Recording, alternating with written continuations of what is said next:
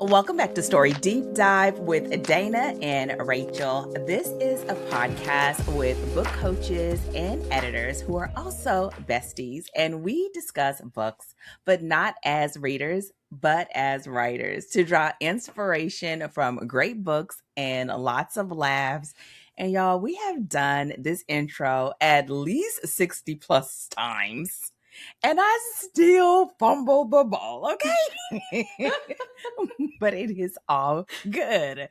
So, this is one of our rare months where we have an extra week and we have a really juicy conversation that we want to kind of talk about, which is why writing a novel feels so hard and what we can offer to actually help to relieve some of that feeling. Yeah, if you're not watching us, then you didn't see that. So just imagine me like relaxing and like relax your shoulders and go into this so that you can get to the other side. And we're going to talk about that today. But first, I'm going to toss it over to Rachel and let her tell us what is going on in the story Cipher. Hello. Yes. For what it's worth, we fumbled the opening and still haven't memorized it either. Like I have to read it every time. I can't, every time I try to do it where I'm like, I've read this so many times. I know how to say this. And every time it always goes jumbled in my head and we have to redo a take. So every time I'm like, all right, you're just going to copy and paste it. You're just going to have to read it, Rachel. Just humble yourself and read it. Every time. And even when I'm reading it, I still fumble. It's okay though. It's okay. So this week, this is actually really perfect.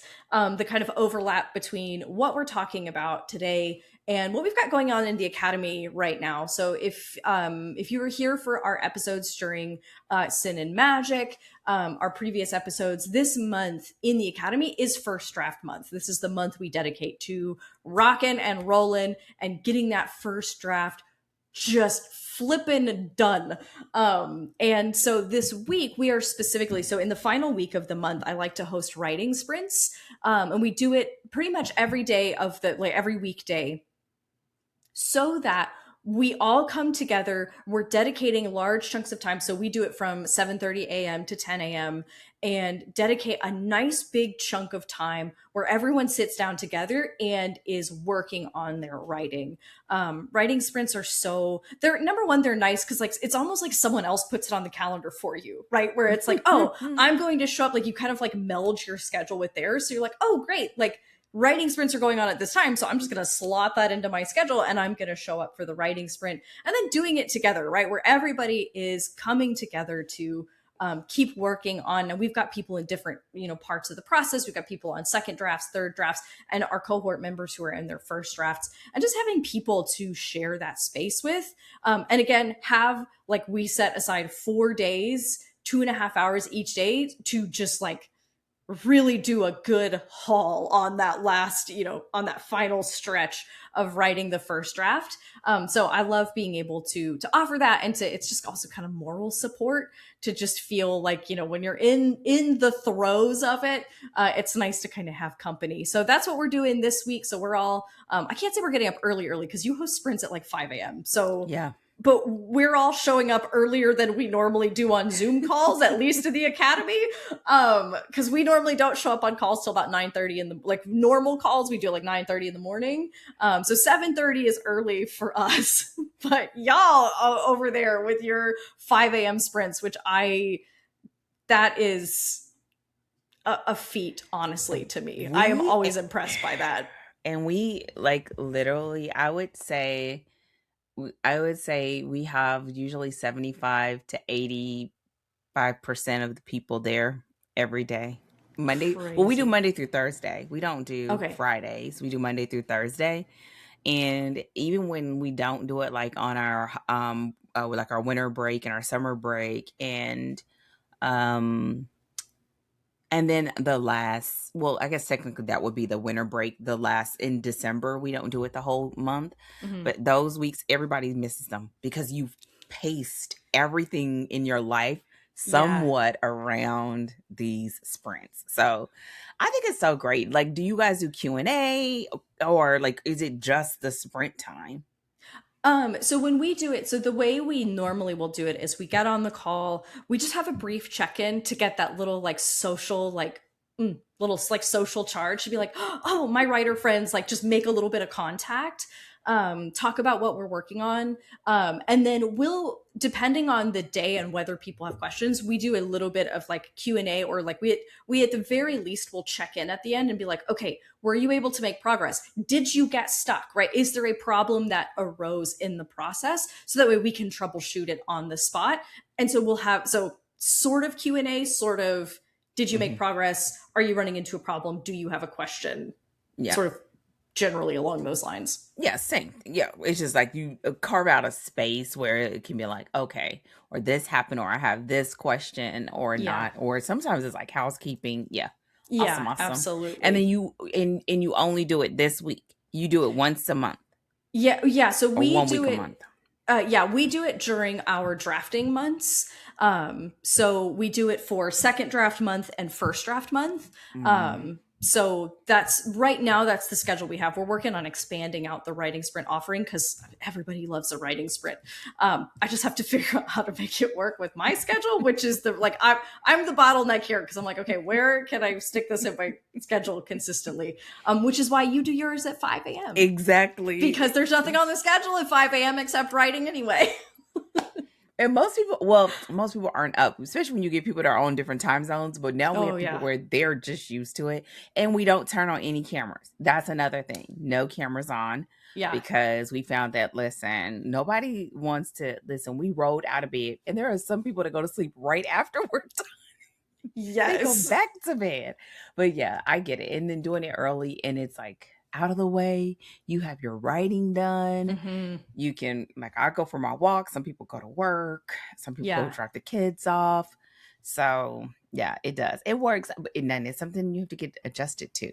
But yeah, that's a big adjustment for sure.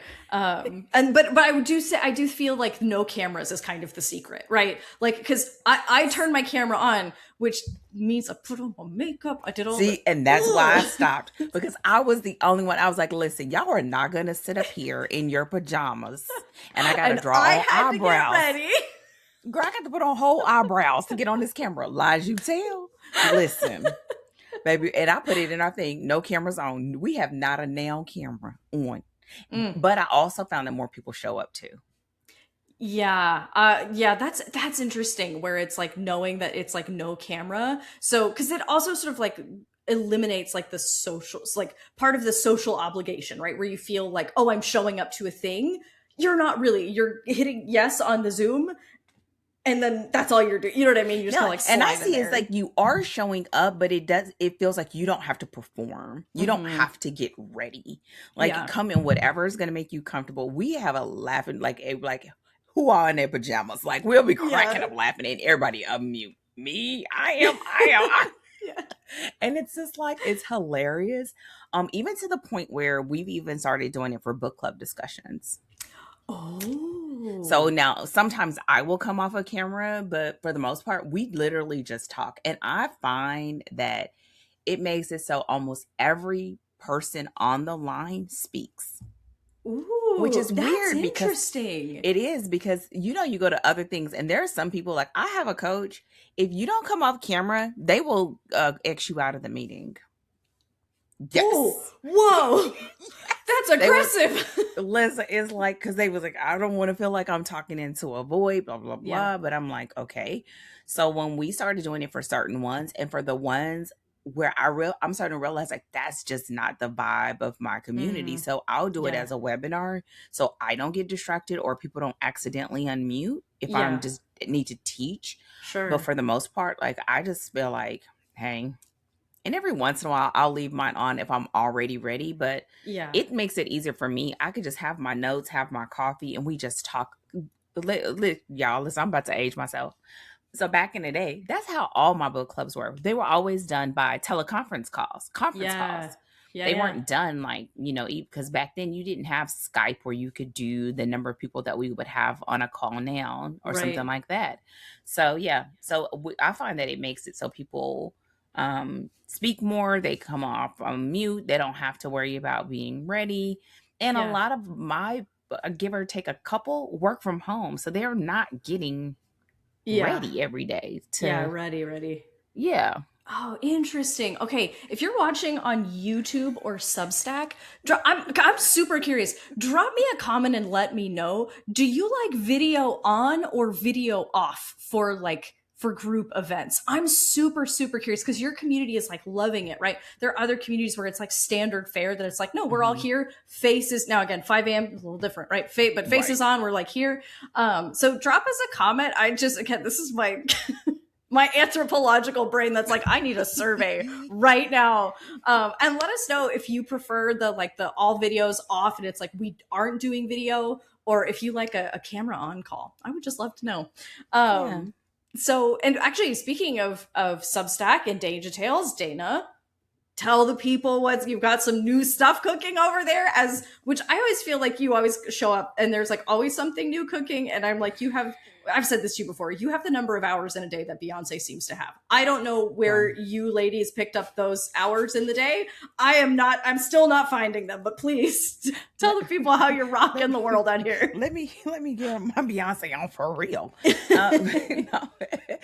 Well, first of all, you know what? Here's what I think is happening. Well, not to the speaking of hours, but the speaking of intention, right? Of like, how do you want to spend your days? Mhm. Like, what can you do?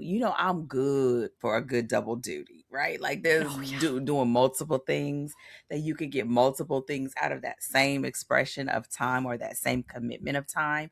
And so it's been this thing of like, I have a newsletter, and we know I've done a Substack newsletter before and I still have one, but I've been really thinking about, first of all, I don't know if I've really been thinking about it that way, but writing essays. And I didn't think about them as essays. So that's why I really couldn't say it like that. Mm. But the more I'm working on the nonfiction book, or the more I'm working on like recording the YouTube video about the thing that sort of stood out from the week, it makes me realize how there are so many things that are like isms to me, Mhm. that I know that it's there, but it's almost like, oh, have I ever actually explained like, here's Yeah. how I see romance, right? Here's how I see like how you take this sort of, it's almost like pulling a thread, in a piece of fabric that's sort of like old school Looney Tunes, the Mhm. sweater disappears. And so I've been thinking about that of like, and y'all, if y'all don't know, I love me a good chat GPT discussion. I have a good old time having a whole conversation with Ash. And so there are some times when I'm talking about things and I was like, oh, that's a really great way to think about it. Like, why do you think, where did that come from? Or he'll ask, I'm like, oh, this is where. And realizing more and more how I am an auditory processor. Mm. And so, like the way that I create content, whether it's an essay or a course, I will do what I call, I don't know if I've ever said that here. I do what I call walk and talks, Mhm. where I'll like list a bunch of questions and I'll just record myself talking through, like, oh, I remember when this happened, and then this student and this, and sort of just so it all starts coming together. And then once I sit back and I look at those transcripts, I'm always like, oh, like I know that that's what I think, but I hadn't really like nailed it down. And so Yeah. then I was working with my coach and was like, well, how would you turn that into a newsletter? And I'm just like, oh, I never thought about that Yeah. being a newsletter. Um, and on the other hand, I feel like it would be so much fun for me just to get it out and let that be the expression of it. And then the sort of takeaway for the reader is that once I have that moment, it was like, okay, if I had a student wrestling with this, what would I say to do? Like, what what, Mhm. what are the steps I would recommend if I were coaching them through it? Yeah. So, for example, because I'm literally working on like 4 different essays, and which is interesting because it's like I gotta wait till it's, girl, let her cook. You gotta let me cook,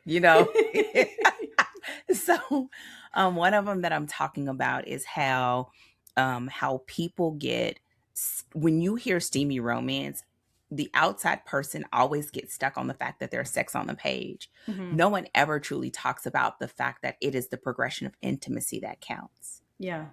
and how having that moment, that physical moment on the page, to the characters is an opportunity to go to a place you can't go a lot of times in other forms because of the vulnerability Mm-hmm. aspect. So Yeah. that's what I'm writing about. And it's like, oh yeah, I mean, I know, and this is Yeah. the perspective that I teach from, and it also helps when I'm then trying to teach people the mechanics of writing a sex scene. Right. Because yeah, no, I don't really, I don't know, I don't consider myself a mechanics kind of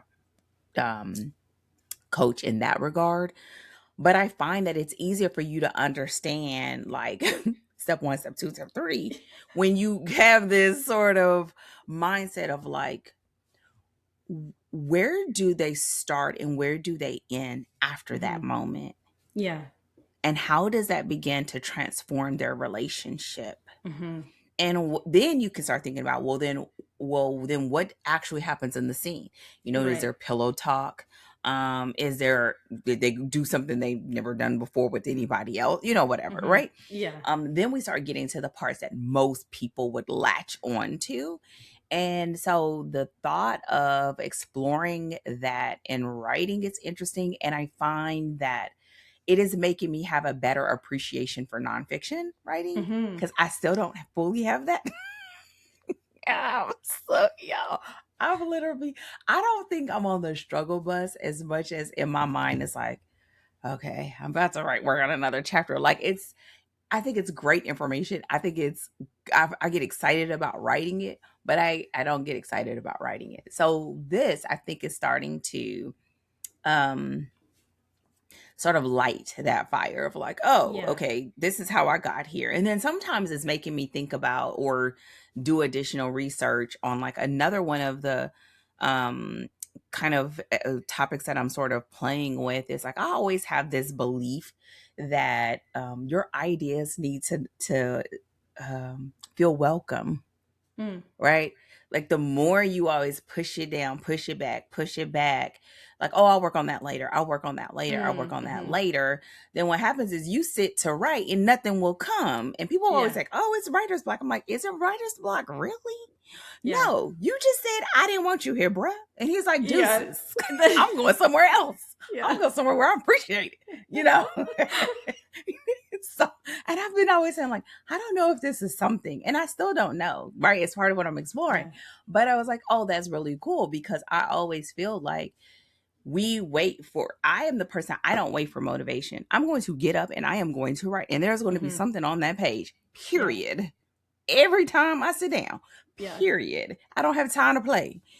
And other people are like, well, I don't know. I need to, girl, they be waiting for something to touch them from heaven, hit them on the forehead, roll around. Good Like, luck. You'll write once every listen, 6 months when you wait for that moment to hit you. Woo. listen, hence, like our conversation today, you're Yes. waiting for something outside of yourself. And that, to Yeah. me, listen, that is not Beyonce quality, right? We are not waiting.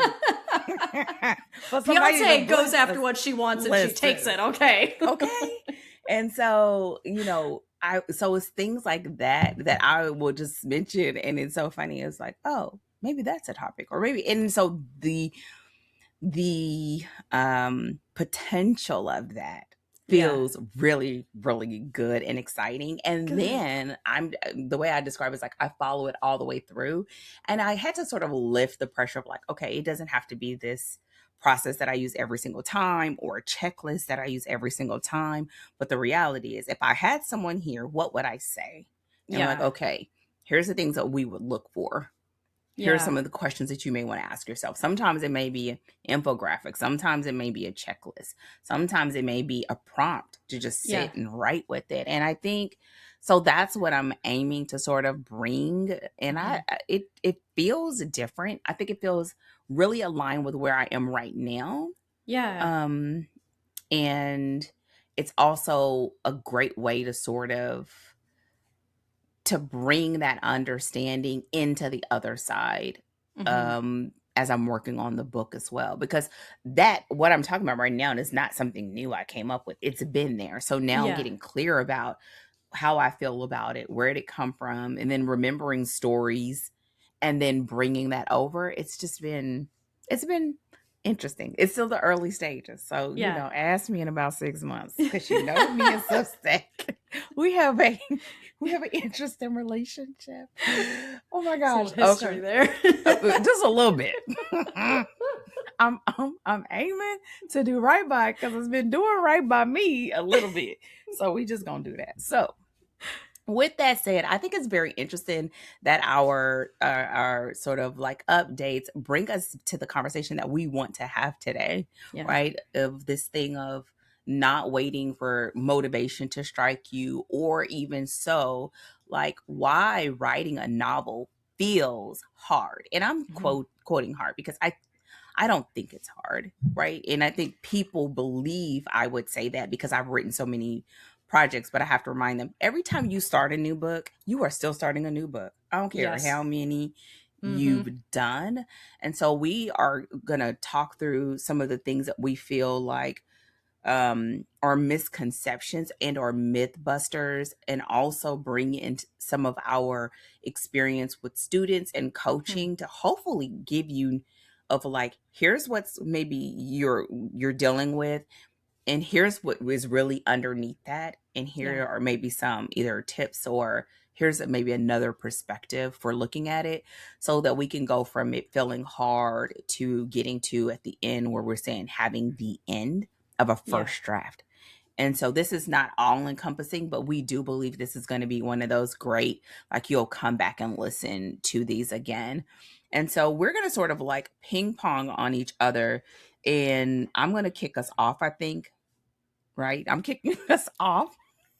I Well, before didn't. I kick us off, do you want to add something to that? Because No, I think you're absolutely right, and this is just, yeah. I think this is like, it's not that writing a novel is in itself deeply difficult, but it is hard work, right? And just letting that distinction, right? It's like you still got to show up day after day after day after day. Like there's still like hard work to it, right? You're working hard, but it doesn't have to be like bang your head against a wall hard, you know? So yeah, but I think go ahead and launch us into it. Let's talk about some of the things that maybe will help people get to, like you said, the end of a first draft, because Mhm. the end of the first draft is only the beginning, but we got to get there Exactly. first. Exactly. And I would say the reason why I wouldn't say hard, I think it's challenging because it's always Yeah, stretching and asking something that's new of great. you. And every time you get better, there's more better to get to. Yeah, So that's that's how a you can great be challenged, distinction. right? Like versus Yeah. being like, because if you think hard, no one ever intentionally signs up for something that's hard other than Yeah. maybe David Goggins, whatever that man's name is. That man seemed like listen, okay? If you So say it's gonna be painful, he's like, sign me up. sign me up. Exactly. Sign me up 2 times. Okay. Okay. So kind of y'all where I started off, which is like a great idea will only take you so far. And so more than an idea, you have to get beyond thinking of an idea to get to a first draft. And when Rachel and I talked about this is so interesting. Like we see this in two different ways. And I think it's going to be really interesting as we talk about this. So I will say for Dana and Danger Tales, we do nothing without research. I do have to give the caveat that a lot of my clients are writing books really fast. They are releasing frequently. So we don't have no you have iterations, but Mhm. it's you're not sitting and working on a book for 3 6 12. You might, but that's very very rare. I would say my longest client, it maybe takes him 2 years to write a book. I Mhm. would say, He's writing I epic have, fantasy, right? yeah, Yeah. yeah. And then I would say on the shorter end, I would say total somewhere around 4 to 8 weeks is Yeah. probably an average. And then I would say I have like a lot, the median, I would say maybe 4 ish months, four to Hmm. 6 months would be, no, I wouldn't even say that's an average, but yeah, right in there, Hmm. normal. So when I say this, I'm saying that with that in mind. Yeah. But I do say that starting to understand what is the experience that you want your readers to have. Um, And a lot of this is maybe rooted in the genre that you want to write, but what is that experience like? What are the emotions that you want your readers to have? And starting to look at, like, what is your genre? What is your tone? What is the outcome that readers are wanting? Are you writing romance from a perspective of you want this to be like a binge read? Or are you writing this as, a cozy, slow burn, small town romance that you want people to sit back and luxuriate in it? You want to know that, because going into it, it helps you to take the idea that you have and sort of look at it all the way around before we move into thinking about plot and characters. And I will say, as a caveat too, before I pass it to Rachel, is that with romance, we have a set structure, right? Like, granted, people will say whatever they want to say, but at the end of the day, our beginning, middle, and end are pretty much the same. Your tropes will change. Some of your well, of course, your tropes will change. Some The progression of it may shift a little bit, but where we start and where we end are very similar. So that does help, but it doesn't always negate you having these beginning questions for yourself and for your reader. So it can help you to begin to massage and shape and mold the idea as to whether this is the idea that will help you to accomplish that. And a lot of this will be well before. Now, you may start having notes. You may start having brainstorming. Like, I will have notes and notes and notes in my phone, and I will know when I get to a point where this is where I can start actually working on this story. But having that as a starting place that goes beyond just having an idea helps to begin to shape the container. Mm-hmm. And to shape the experience that both you're going to have as a writer and what you would like to have with your readers. Yeah. Yeah. Yeah. And that process is going to look a little bit different for the writers that I tend to work with, because stuff like the tone or even the experience that readers will have, that often my writers won't find until after the first draft, right? So they're still sort of working out, like, okay, what genre am I really in here? And what, it's like after the first draft that you can start to be like, what do I even have? Because genre is not yet a foregone conclusion of what we're actually working with, which means we have to do, and I'm telling this to my, to any of my, non-romance writers out here, like, this means that, like, some of that structure you may have to do on the other side, exactly. Right? There's an amount of, now we always start with a loose 4-act structure because we know vaguely what the story needs to do regardless of genre. And so we have these kind of overarching categories that we can use, but it may take it for most of my writers, unless they're like, I definitely know I'm writing something like a murder mystery, there's not there they won't know fully what it is that they're after until they get past the first draft. So the way that we handle an idea is we start building around that kernel of an idea that we have. So it may be like research in terms of, like, you're researching a historical period, or you are researching some kind of phenomenon, whatever, like that kind of research, or like cause and effect brainstorming, right? So depending on what you're starting with, whether you're starting with a world building premise, a character, or a plot, right? We take that kernel that we do have, and let me tell you, we spend some hours with that thing, tugging on it and pulling on it. And actually, Adrian Tchaikovsky has a really good interview about this, where he talks about how he does it. But you're basically like pulling out whatever you can from it. So it's like, what kind of protagonist can I work with, or what kind of characters are here, or what kind of plot could take place in this world, like, that I'm really interested in, and pulling together details so that you can develop it into a very loose structure. So I said sort of just overarching.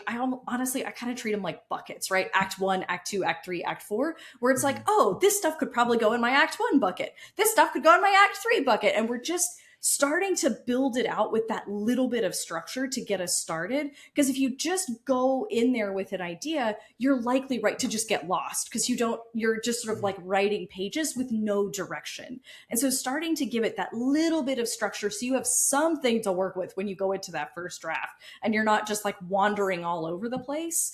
And then we'll translate that either into like a zero draft, depending on the writer and what works for them, either a zero draft or an outline, so that we go from idea to something with some structure that we can work with. Even if like we don't have genre structures to work with, we have again, that sort of loose 4-act structure to kind of give us, again, something so that we don't get lost along the way. And that's really what we're aiming for with the first draft, is like, don't get lost.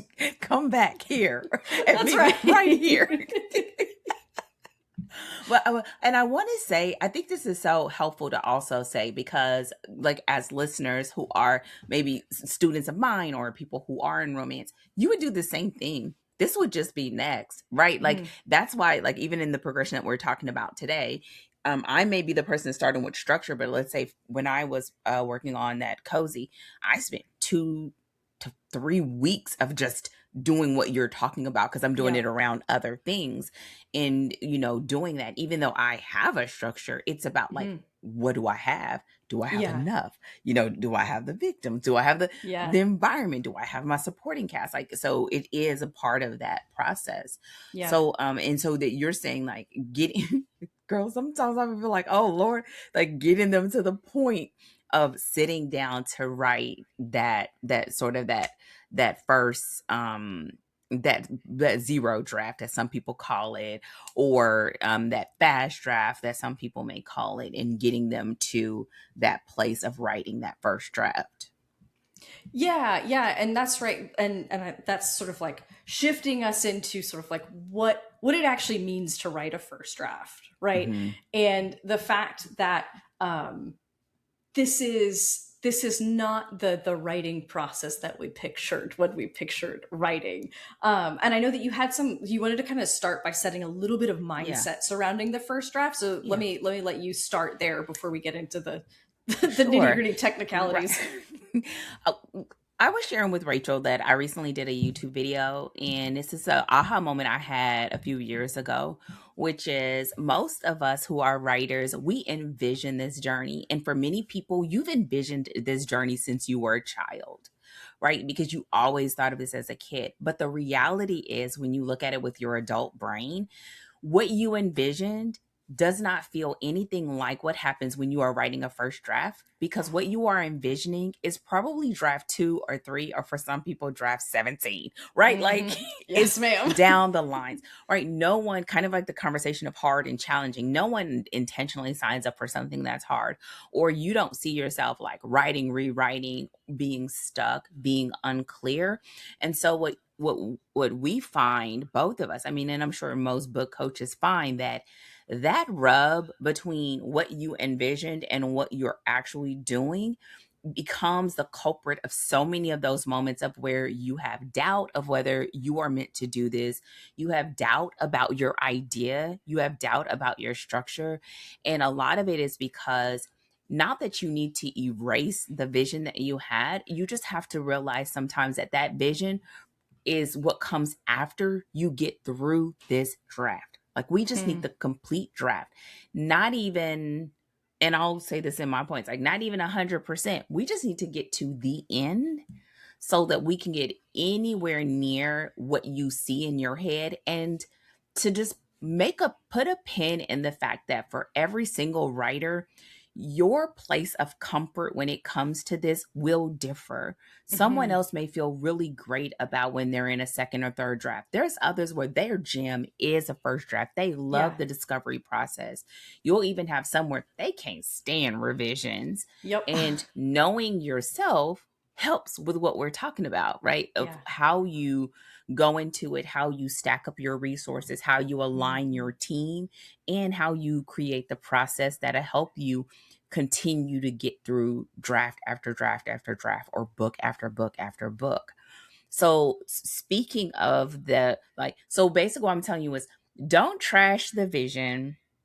Just put the vision in its place, right? Yeah. And it's like, okay, well, yeah, now that Dana said this, maybe I am thinking about my third draft where you're like, oh, I can luxuriate in sentences. I can cop a squat and do line edits. There's some people that love that. That is not me. And so, and like me, like I love plotting. That will make some people scream. Okay. So understanding where you are in that vision, so that sometimes if you feel uncomfortable or you feel like out of your element, number one, it's not you. We all feel that way at some point in time in this process. And knowing that some of the things that we'll share today, hopefully will put that in context so that you allow yourself enough grace to finish Yeah. the process. Yeah. Okay. Yeah, oh my gosh, there's so much good stuff there. And I just want to say really quick, this is the fun part about your first novel. And I say fun, I mean fun a little bit in quotes, okay? Because the thing is like, you don't know which thing is true for you because you haven't done it yet. And you have to learn the hard way whether the first draft is your jam or the worst part of the process for you. And you only find out one way, babe, and that's doing it. Doing it. And it's not, and you will have to like encounter those points of resistance and discomfort. And that's the only way you know, okay, I hate doing a first draft, I love doing a third draft, or vice versa. And it's like you learn your process when you write your first book, and you continue to kind of learn and grow in that as you write more, but like you only learn those things the hard way because you don't know. So you just sort of like get into it and you're like, now I know because I ran headlong into a pole, and you're just like, oh, okay, there it is. And so this is where, like, again, I totally agree. And this is what we do. This is what I do with my students as well, is like, we are gunning for the end. And and on the whole, like so I'm very staunch, especially with my brand new writers, of you're not allowed to go backwards. I don't care what you think needs to go in that previous chapter. You make yourself a note, you keep walking forward. We are going, and we're going because oh man, there is this place called writer's first draft purgatory. And it happens when you go back and try to revise your first draft. You smack your own hand and you tell yourself no, you write a note and you keep moving. Because if you keep going back, right? If you keep going back to, oh, well, I need to go back and set up this thing. And oh, I need to go back and do this thing. And oh, you will go in circles forever. Because every time you try to write forward, or if you go back and you change chapter 3, then you'll be like, oh, I got to change this thing in chapter 2. And you will do that forever, and you will never get to the end. And that's how you will get yourself stuck, and where you're just circling in the same place. And so I require my writers to work in complete drafts. You're not done with draft 1 until you've gone all the way through. And again, you're not allowed to go back to other scenes. So there's only one way to go, and it's forward. But I think what you mentioned about percentages as well is important there, because I will tell my writers, it's like, yes, take your best crack at this scene. But if you are just so fundamentally stuck that you can't crack it, write yourself a little summary of like what you need to happen there or what you think goes in there. And like you get a few passes to like, there's a couple of scenes in there, right? Where you kind of like give yourself some brackets or some bullets and you're like, I don't know why I don't know what goes in this scene, but I don't know, but it's vaguely something like this. And then you move on, because you're guaranteed you're writing a second draft. Okay. Nobody writes a first draft and it's like, boom, published, done. Like that's not how this thing is going to work. And so like having a little bit of permission to have like stopgap, places where you're like, okay, I need this is not as solid as other parts in my first draft, but you are aiming to get to the end. So that way we can see the raw material on the table, right? Like clay, we've shaped kind of a general shape of what we're trying to sculpt. And then in draft 2, we will go back and start adding detail and giving it more of that structure and formalizing what this actually is. But you have to actually go in and find that out for yourself. Y'all, Rachel's getting all my points. This is how, like, whenever somebody somebody have a good talk and you're speaking up and you're on a lineup and you be like, I was gonna say that. Oh well, y'all got to get what I got. Let me tell you why. But it's good stuff. It's good. It's okay. Watch your girl finesse. Watch her. Okay. First of all, I agree with you 100%. And I would say more than that if I believe that you could have more than 100%, which you cannot. So I can't stand when somebody say, I'm going to give you 150% because I think you a liar. So it's okay. That's a soapbox, not And here. bad at math. Exactly. Okay. Um, what you're talking about, I always say that this is when you are on the hamster wheel and you do not know you're on the hamster wheel until you get so tired of going in circles that you quit. Yeah. And you don't realize it's because you put yourself, as you say, in this purgatory. And my thing is, you think you're making progress because you're running really fast, but you're not making progress. Yes. And so, with that said, that first draft, it is not about rewriting, it is about establishing story flow. Yeah. It's about understanding and discovering what you have. And another thing that I find is it's about getting to know you on the page. Yeah. Right? What does So it good. look like for the idea to come from my head and for me to actually put it in words? Because the reality is, we see the words of our favorite writer. We see all this stuff. You don't think you do, but that's like when people say that you're comparing yourself or you are comparing yourself to someone else's published work. What's really underneath that is when you see good writing in your head, you don't think of your first draft. You think of what you saw that moved you. Uh-huh. And that is such a disservice to where Yeah. you are and for the version of yourself that is getting there. But come on, look, let her cook. Okay, let her cook. She's trying to get there. That's right. So with that said, when you're on that hamster wheel, part of that is, and I just added this because what you said was so good. It was like, you have to give yourself permissions, right? Permissions that this is not going to be perfect. Permissions that I'm just going to get this down. Sometimes there's brackets, sometimes there's bullet points. And sometimes when I get stuck, I'll say, okay, I know I don't know this. What do I know? Yeah. I could put down Such what a I do great know. move. Ooh, Oof. and even Yes. and it may be that you got your whole chapter header, and it be like, listen, all I know is she gonna get some. That's all I know.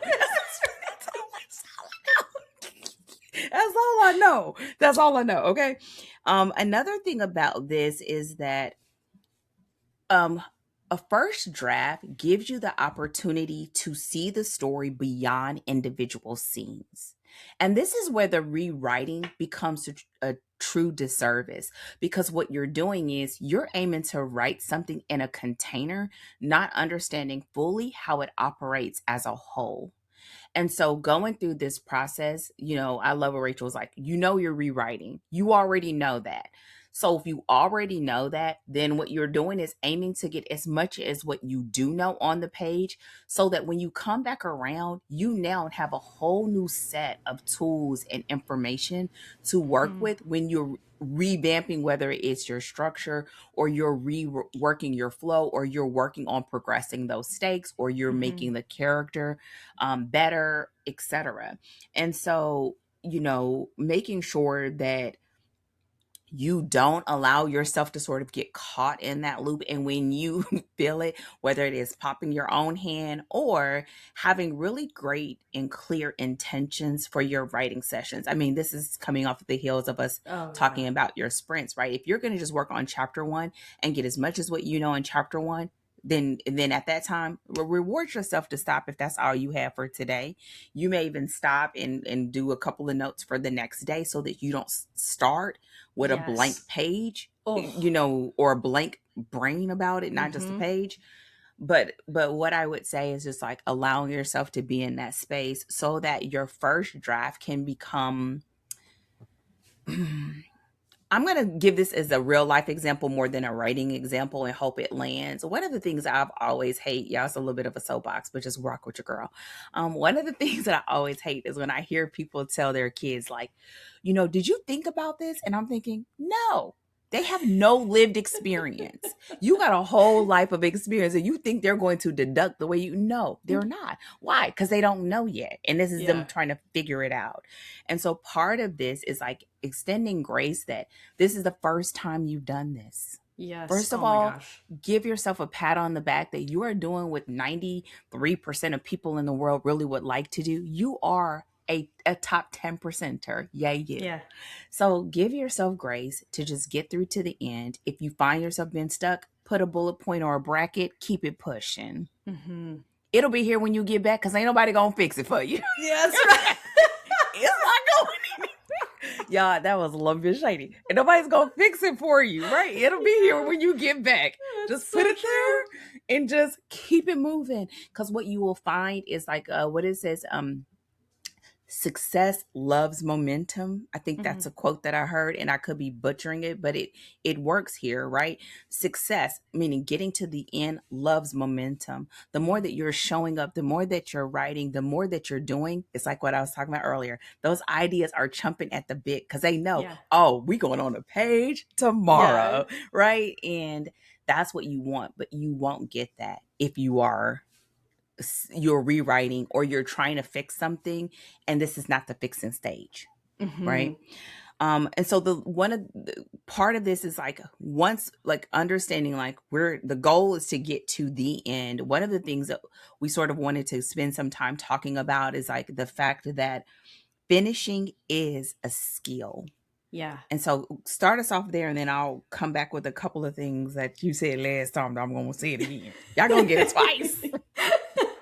Honestly, this is one of those conversations that I think you need to hear it as many times in as many ways as you can get it. Because It really is, if you're doing this for the first time, it does feel hard. And right, because that challenging, right? It is challenging you to overcome perfectionism and to push yourself into something you've never done before. Like that is a lot to ask of yourself, right? It's a big undertaking. And I would say, before you get into that, I like to remind my clients, most of my clients are professionals. They are able-bodied, able-minded people. They have all kinds of wins underneath their belt. They can say, check my resume. They could say, Google me, baby. Girl, they can probably send something later, like Chat GPT me or whatever. But they can say that. And so one of the biggest hiccups is the fact that, but you've never done this. Yes. And it's okay. This is where working with a good coach. Listen, you can. I hold that space for you, right? But you've never done this, so you have got to give yourself grace and room to be not good. You're not good. It's okay. You got to give yourself room to suck. It's okay, because once you give yourself room to suck, you'll realize that a lot of your skills that you have in that other part of your life are transferable, and we can use those. But we just got to let you be in a place to be able to use them. And so that's the part of it, right? That giving yourself that room to get through that. Yeah. Nobody shows up to learn a foreign language and expects that they're fluent right away, right? Well, I'm really good at English. Great example. Well, you've never spoken German before, so why would you, right? And then you have to do things like use children's songs and use, right? Like you got to start from scratch, even though you're a grown-up who's very good at English. And but like you don't expect yourself to just show up and look at it and be like, oh yeah, I can read that, I can speak it, I got it, right? Like but we make these really unreasonable expectations of ourselves for writing because we know how to write sentences. Like, well, I know how to write sentences. And it's like, okay, this is not constructing story, right? Those are two different things. And it's a skill you need to learn. And likewise, finishing is a skill that you need to learn. And this is one of the, again, this is about consistently learning to overcome things like emotional resistance, right? And learning how to solve problems in the writing process, right? Because you're gonna bump into stuff and you're gonna be like, oh no, like, and learning how to accept that that's happening, and then say, okay, well now I just need to sit down. I just got to think about it, right? I just got to work with it, and learning and finishing drafts, because especially first drafts, is very uncomfortable. It is something that you have to learn how to do, and the only way that you learn how to do it is doing it, right? It's again the same concept of like, you don't decide you're going to run a 5K and then show up on the day of the 5K and you're like, oh yeah, right, and you just get in there and you go. You have to build up the skills and the stamina to do it, and finishing is one of those skills that you are going to need as an author, because you're going to have to finish this draft, and then you're going to have to finish the next draft. You're going to have to finish the next, depending on how many drafts you're doing, you're going to have to finish the next one. And guess what? When you're ready to write another book, you're going to do it all over again. And so you have to build that skill, because if you don't build it here, right, you're gonna stay in writing purgatory forever. And again, that's the place where people get off the hamster wheel because they feel like, Get it? I'm done. And you don't, and so you have to build that skill, and that is also important. And so if this is your first book and you're writing for the first time, that is also a thing that you are currently learning how to do. So be like, right, just to be aware of the fact that I'm building the skill of finishing. I'm building the skill, so you can keep showing up and saying, today I'm doing my reps of building the skill of finishing. And that maybe takes the pressure off of, I need to create my magnum opus. Nope, I'm building the skill of finishing. And that's really, really important, to see it as a skill and not some personal deficiency, right? Or some personal incapability. It's a skill that you're building like everything else. Oh, that is so good. And one of those things is like you wish someone would have told you, right? So you wish somebody would Yeah. have told you. And when you hear it, it feels like, oh, yeah, sure. But no one tells you that. You Mm-hmm. just hear, the fact that people keep restarting the same book, the fact that you have a drawer of things that you've never finished, right? Mm-hmm. And realizing that every book lends itself. And I always say, tell people, listen, you can feel that same way every time you start a book. Every time you start a book one in a new series, right? Uh-huh. Like it's going to have, because every book requires a new thing of you, but it's sort of super unique to that first book. So with that said, as they're building that skill, I like to remind clients to just promise me that they understand that the only goal here is to get to the end, period. Listen, listen, what is a plane, train, automobile? I don't care how you get there.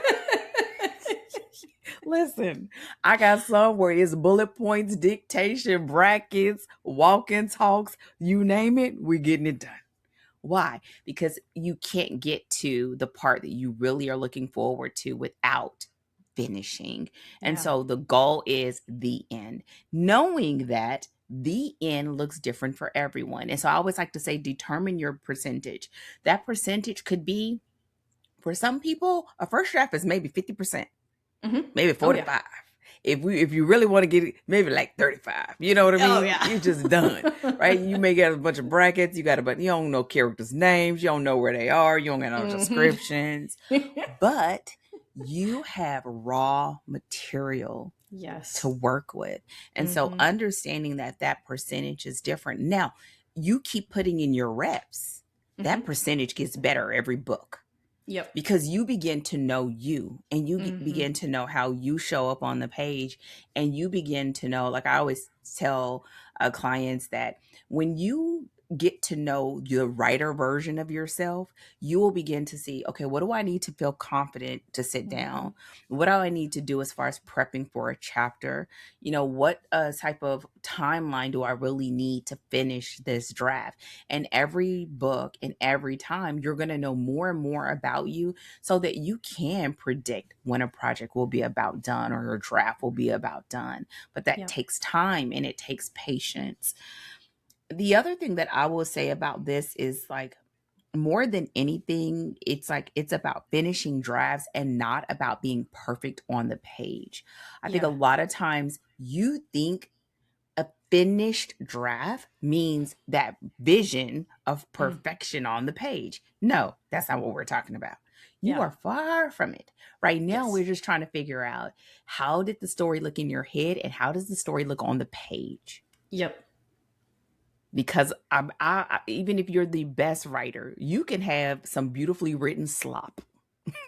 Listen, Mm-hmm. and I don't mean to be mean. I'm just going to keep it a buck. And it's okay, right? But it's a part of, so spending a whole lot of time laboring over the individual sentences, not yet. But if you Yeah. can get a good bones and then come back and get that structure sound, that way, when you are ready, you can just sit in a chapter and work on sentences. You can Yeah. just sit and pick, is this the correct word that I want to use? Not right now. We just want Yeah. to get This to is the not end. the time. Not it at all. And Absolutely. and the final thing that I would say here is that, more than anything, I find that clarity is better than motivation. Hmm. Meaning that you are, listen, nobody would just sign up for this first draft experience. You would want to totally skip this if you could. You can't, Hmm. but you would, because this is not just challenging, it is hard. And you have to show up and be prepared to do hard things because you've never seen yourself in this way before. And that's Yeah. okay, but it is a part of the process. So, more than being motivated, it's about just being clear like, I'm just getting to the end. I know I want Yeah. 12 chapters. I know you may even have a loose word count. Listen, I'll be happy if I get about 1,200 words per chapter. Like you may Yep. get that Oh specific. Some man. Yeah. people don't, right? Of just like laying it down so that when you step back and you're like, okay, now I can begin to say, okay, what do I have? And what do I need to bridge the gap between the way that I have it versus the way that I see it? And that Hmm. comes much later.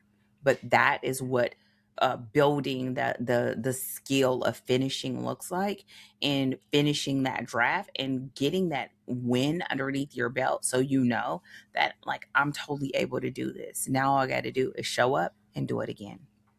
Yeah, yeah. And I think one of the things that's like so important to recognize at that first draft stage, right, is knowing that different drafts are for different things. And the That's right. first draft is exactly what you're saying. The first draft is not for pros. Gotta help us. The first draft is not for pros. Okay. Now if that's the thing, if that's your way in, but we are not worrying about whether the sentences are right, because it's like, just like you said at the beginning of the episode, right?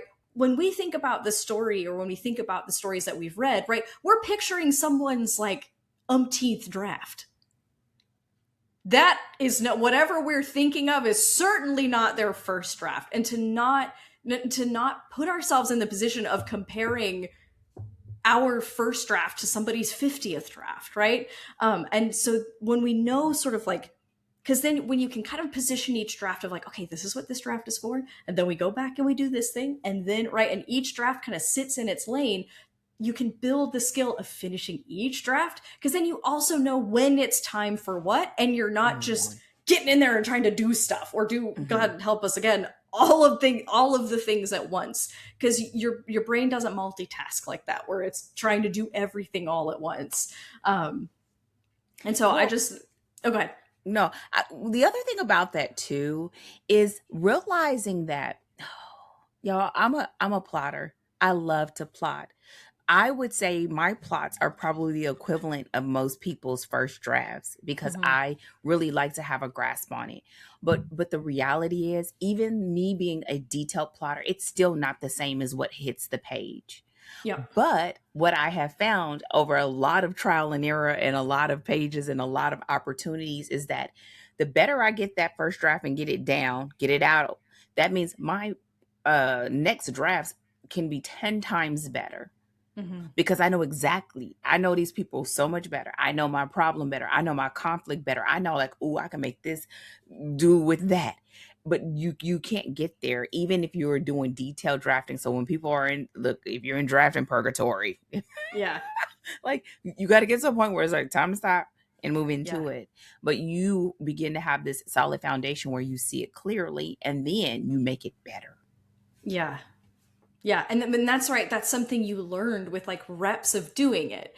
And so the more books you write, and this is like again what we talked about at the beginning of the episode, the more books you write, the more you get acquainted with your own process and what really Hmm. works for you, and where that workload gets distributed, right? Like Yeah. where that, cuz you may be like, I actually just got to pants my way through the thing, and I know, I've got a general direction and I just fly through that thing, and then I'm like, now I know the story, and then your second draft is it gets all the structure or whatever that thing is, but you have to do the thing, and you have to practice, right, finishing those drafts. And it's not until you've been through that first book, let's be honest, first few books, that you really have a feel for, this is how I work. And so again, giving yourself permission to learn that about yourself. You don't know yet, so let yourself learn what that looks like for you, and the only way you're going to learn it is by doing it. Well, everyone, I think we have did this thing justice. We solved the That first draft problem. we Ta-da! No problem. Easy. It only took an hour. so writing a novel isn't about getting it right the first time.